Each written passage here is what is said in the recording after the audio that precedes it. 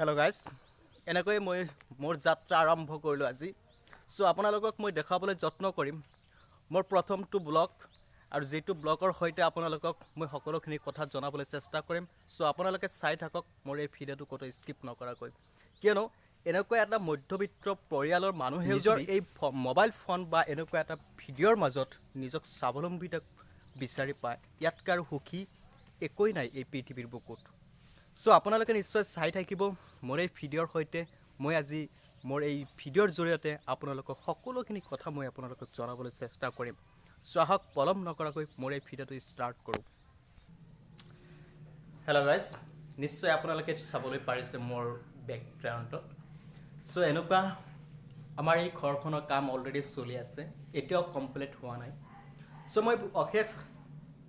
মই একচুৱেলি বহুত চেষ্টা কৰি আছোঁ, মই আপ্ৰাণ চেষ্টা চলাই আছোঁ মোৰ এটা ইউটিউব ষ্টুডিঅ' বনাবৰ কাৰণে। সো মই এটা ইউটিউব ষ্টুডিঅ' হিচাপত মোৰ এটা ৰুম তেনেকৈ মই তৈয়াৰ কৰিব পৰা নাই এতিয়ালৈকে। সো মোৰ সম্পূৰ্ণ কামটো এতিয়াও বাকী আছে। সো আপোনালোকে চাই থাকিব মোৰ এই ভিডিঅ'ৰ সৈতে। মই আপোনালোকক সকলোখিনি দেখুৱাই থাকিম মোৰ জীৱনৰ এনেকুৱা কিছুমান ব্যাঘাত সানিবলগীয়া কিছুমান কাহিনী আছে। এই কথাও যদি আপোনালোকক মই জনাবলৈ বিচাৰোঁ তেন্তে হয়তো বহুত কাহিনী আছে ইয়াৰ আঁৰত। সো সেইখিনি কথাও মই আপোনালোকক পাছত জনাম, কিয়নো এতিয়ালৈকেও মই সেইখিনি সম্পূৰ্ণ কৰিব পৰা নাই।